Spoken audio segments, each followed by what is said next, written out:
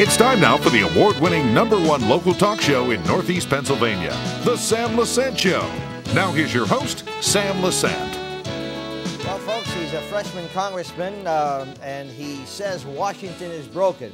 My guest today is Congressman Lou Barletta from the U.S. Congressional District 11, and he's here to talk about many things that have happened this year, probably with not probably, but the largest freshman class that the U.S. Congress has seen in a very long time. Congressman, how are you? Good, Sam. Nice to be home again.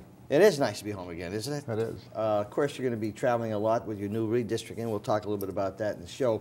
The standard speaker on Sunday said that the headlines was freshman frustration. Okay, Lou Barletta sees broken Washington after first year. I said it was the largest freshman group. I think the country was trying to tell Washington we're tired of what's going on. And now it's 1 year, okay, and you're one of the majority in the freshman group. Why do you say Washington is broken? Well, Sam, we are $15 trillion in debt. $15 trillion. We borrow $188 million every hour of every day. We borrow $4 billion a day.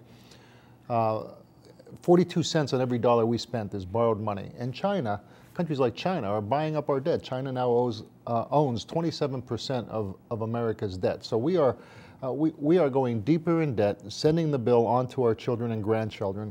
And when we just recently tried to pass a balanced budget amendment, it was defeated. And not only was it defeated, but there were actually members who cheered as the balanced budget amendment was defeated on the floor. Only in Washington would they believe that a balanced budget is considered extreme to them.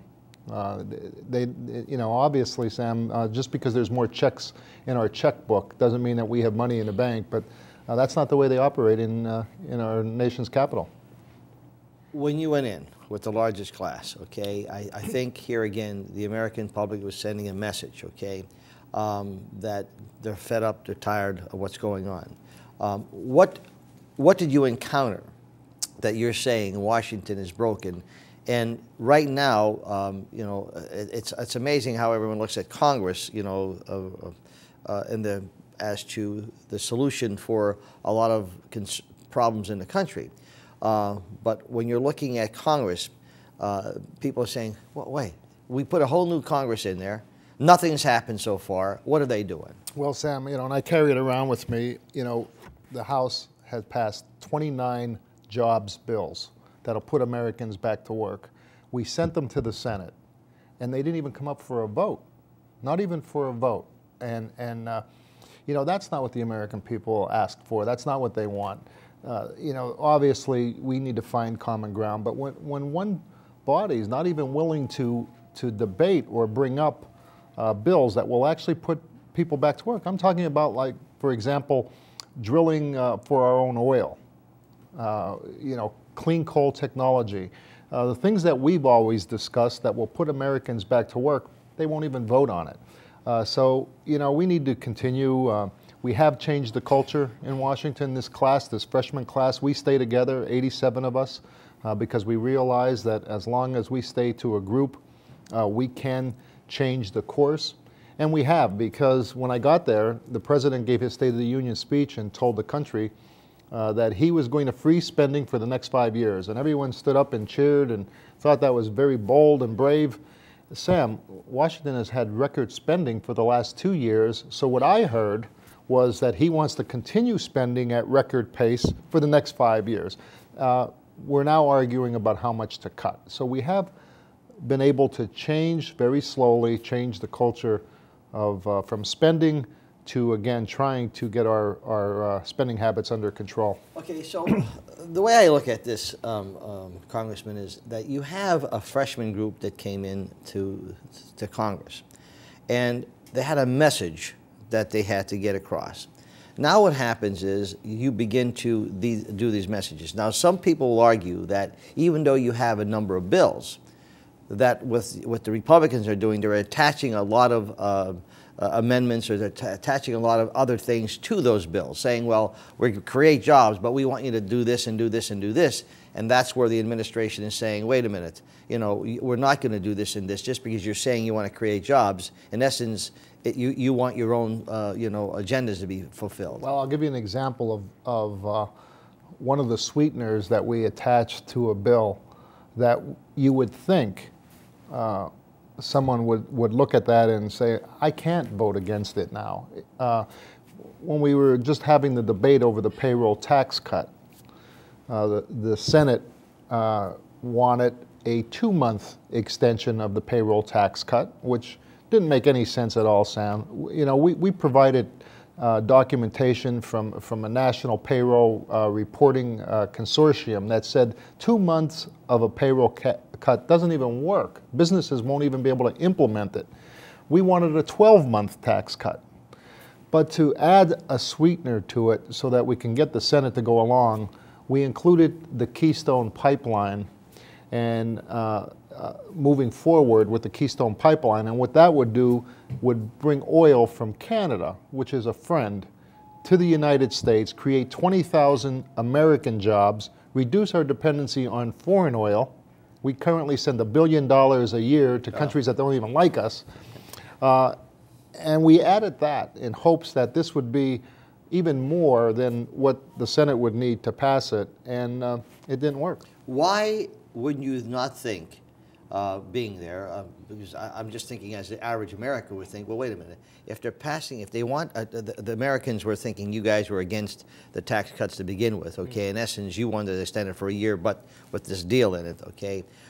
You would think that why then would not the administration want to take advantage of that, because he's running for office, a re-election this year, and he would want to have the economy cooking, okay, to say, look, I told you it was going to happen, and it's happening now. You need me for another 4 years. The truth is that this was all a political game that was being played in Washington, because what the hopes were is that the Senate would pass a 2-month payroll tax cut, and that the House Republicans, mainly the 87 new freshmen, would vote no on a 2-month tax cut, because it just didn't make sense to cut taxes for 2 months when we wanted a 12-month tax cut.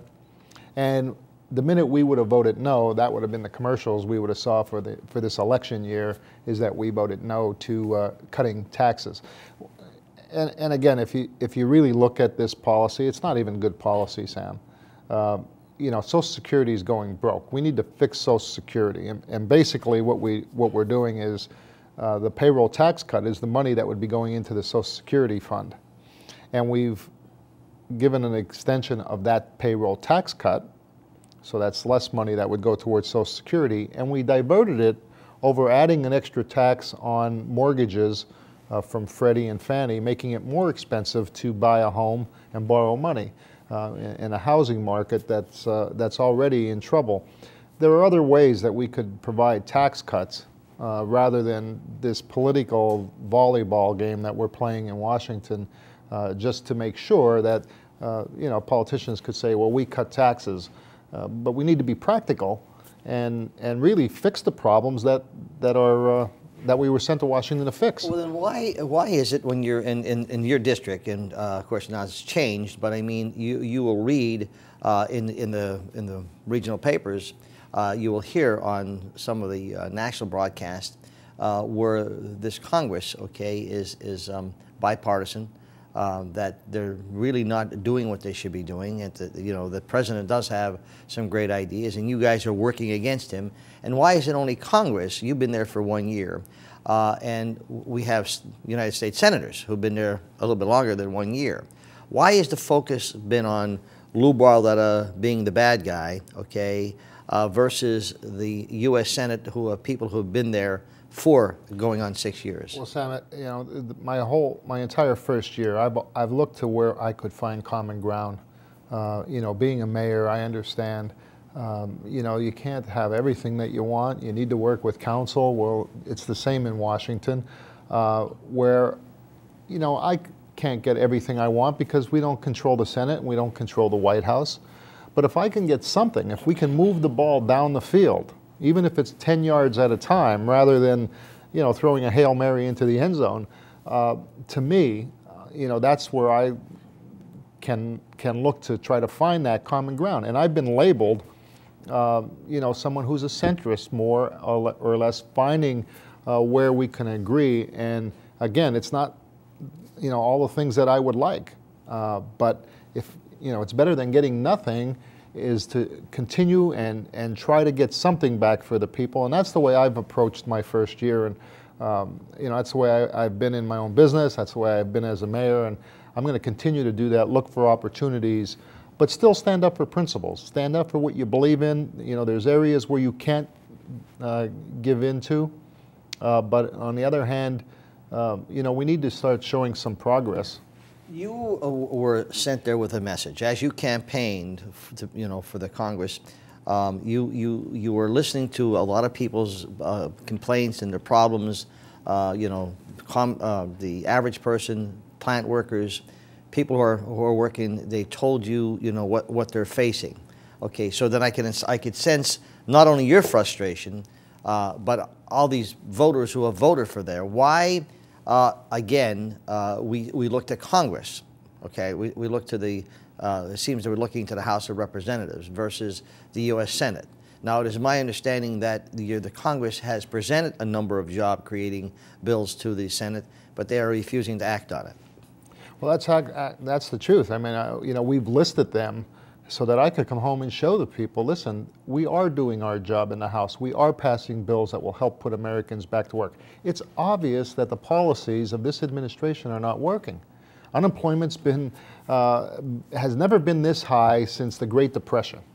And it's not going to get better, Sam, until we stop taking this heavy hand of the federal government, this involvement of the federal government in its over-regulations, in its uncertainty that it creates for businesses. And an example, we've created more uncertainty by passing a 2-month payroll tax cut. So a business will now sit back and say, well, what's going to happen 2 months from now?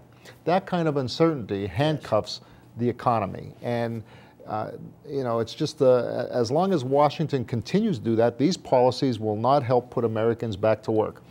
We have great opportunities, and especially in energy. Yes. And right here in Pennsylvania, we could be the leader in the world with the energy opportunities we have and put Americans back to work.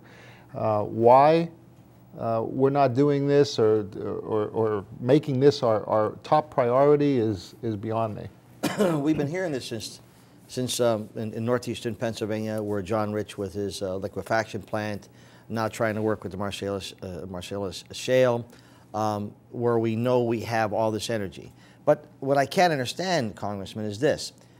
You know, if it's so, we have the energy available to us. And we're, you know, the media, for example. I mean, the media should be on top of this, you know, asking questions, why? I'm beginning to see in the last month or two, we're beginning to see from the liberal press where they're beginning to say, well, look, jobs are coming down, the economy is getting better, you know, and I'm hoping it's true, but talking to various people, not only here in the greater Hazleton area, but also in your district, okay, business people, okay, they're hurting. There's a 12-month supply of homes in the greater Hazleton area. Realtors are hurting. A lot of businesses are hurting. A lot of businesses are closing. Okay, why do we have this, you know, message from the press saying things are getting better when in essence what we're saying they're not? Well, you know, national media is obviously very sympathetic to this president, and you know, seeing firsthand some of the things that we're doing in Washington and seeing how it ends up getting reported out to the American people is puzzling to me. But you know, the facts are the facts.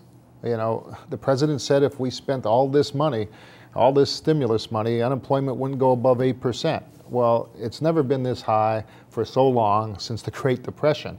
These policies aren't working. I was a businessman before I even got involved in politics. And Sam, I wouldn't take a risk today like I did when I first started our business. You know, we've taken away the entrepreneurial spirit of this country. because businesses are afraid right now because they don't know what Washington will do, what the taxes will be, what the new regulations are going to be, what's going to happen with the government takeover of health care. There are more new taxes involved with that. All of this creates an environment that businesses are just not going to do anything. Many businesses are going under because it's harder for them to get the capital that they need. Banks are under a spotlight. They don't know what the regulators are going to do. And this is all coming from Washington, D.C. because they don't really understand the economy and they don't understand business and how businesses think and work. It's not the government that's going to put people back to work. It's going to be people like yourself, mom and pops, who decide to start a business, or a young couple like my wife and I that said, you know, let's go out and start our own business. People won't do that today as long as we continue with this heavy-handed, government knows best how to spend your money attitude that exists in Washington. And we're going to keep fighting. I heard loud and clear what the people told me on the campaign trail here. And so did my freshman colleagues hear the same. So we're not backing down. We're not just going to sit in the back bench and allow this country to continue doing what it's doing, but it's going to take some time because old habits die hard. Folks, I'm talking to U.S. Congressman Lou Barletta. He said he's frustrated with Washington and it's broken.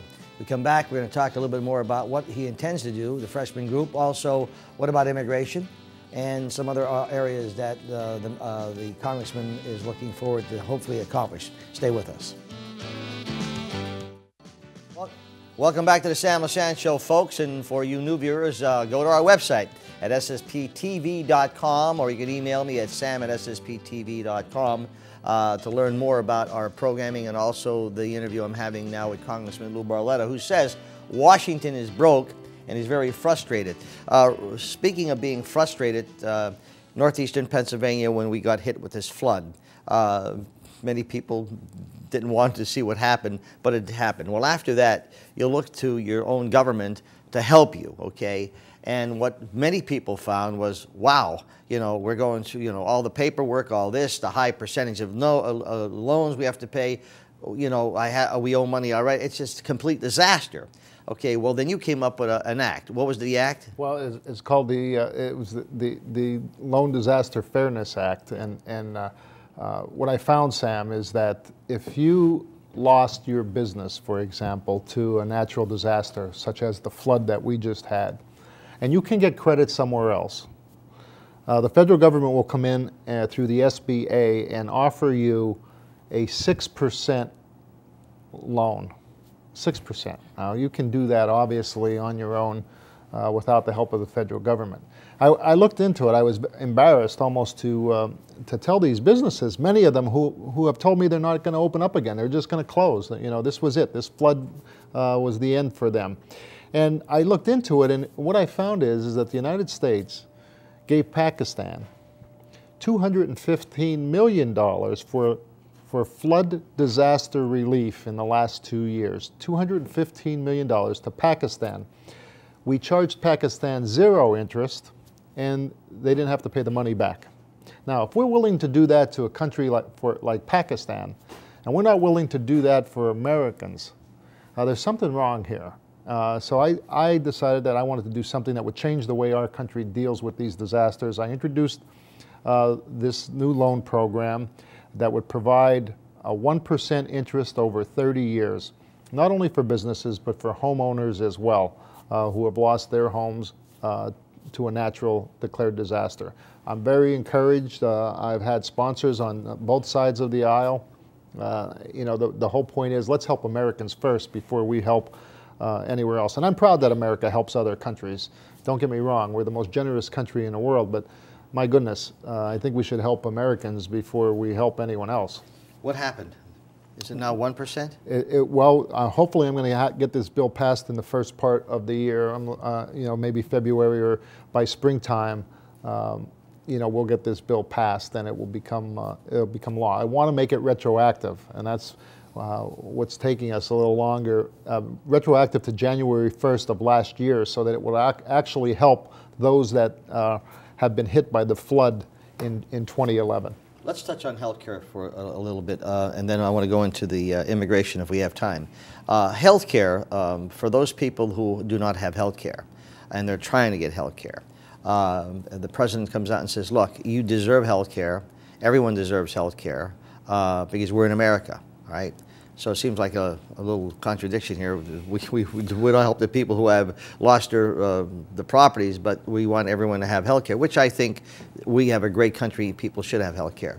Why do you feel the current welfare, the health care law that Obama has is not right for us? Well, first of all, you know, we cannot let the government run our healthcare system. I mean, once we give up that liberty and that freedom, and the government starts taking control of your health and making decisions on your health, Sam, I think we're in a giant slide backwards for the freedoms that we have in this country. Not to mention this government plan, run healthcare plan that the president has passed and signed, will initiate many more taxes on more businesses who will simply lay off more people. It's going to put more people out of work. It's going to hurt more businesses.